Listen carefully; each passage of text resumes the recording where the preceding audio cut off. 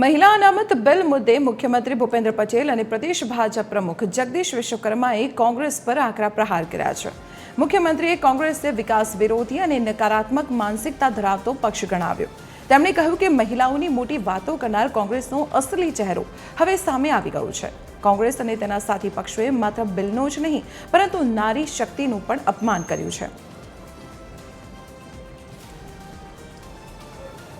કોંગ્રેસ અને તેના સાથી પક્ષોએ નારી શક્તિ વંદન અધિનિયમના અમલમાં રોડા નાખવાનું મોટું પાપ કર્યું છે। આના કારણે દેશની કરોડો મહિલાનું મનોબળ પણ તૂટ્યું છે।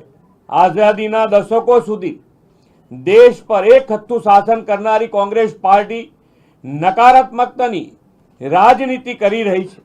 દેશના વિકાસમાં અને નીતિ ઘડતરમાં બહેનોના સમાન યોગદાનનો અવસર હતો, પરંતુ કોંગ્રેસ પાર્ટીએ હંમેશની જેમ તેનો પણ વિરોધ કર્યો।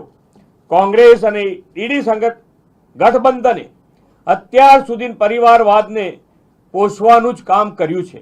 કોંગ્રેસનો ઇતિહાસ મહિલાઓ સાથે છળ, કપટ, વિલંબ અને દગો એ રહ્યો છે। 60 વર્ષ સુધી એક કોંગ્રેસ સત્તામાં રહી છતાં કોંગ્રેસે મહિલાઓને માત્ર વોટ બેંક તરીકે જ્યારે ઉપયોગ કર્યો છે, આ તો છે કોંગ્રેસની જે માનસિકતા છે એ આખા દેશની તમામ મહિલાઓ સમક્ષ આ છતી થઈ છે। કોંગ્રેસ માટે મહિલાઓના અધિકારો માત્ર ભાષણનો વિષય છે, આ નીતિ નિર્ણયનો વિષય એ ક્યારેય રહ્યો નથી। જે રીતે કોંગ્રેસ અને સાથી પક્ષોએ મળી આ બિલને મંજૂર ના થવા દીધું, આ કોઈ સંજોગ નહોતો કે બિલમાં 2/3 બહુમતીથી થોડું ઓછું રહ્યું। આ એક પૂર્ણ આયોજિત એ રાજકીય એ ષડયંત્ર હતું।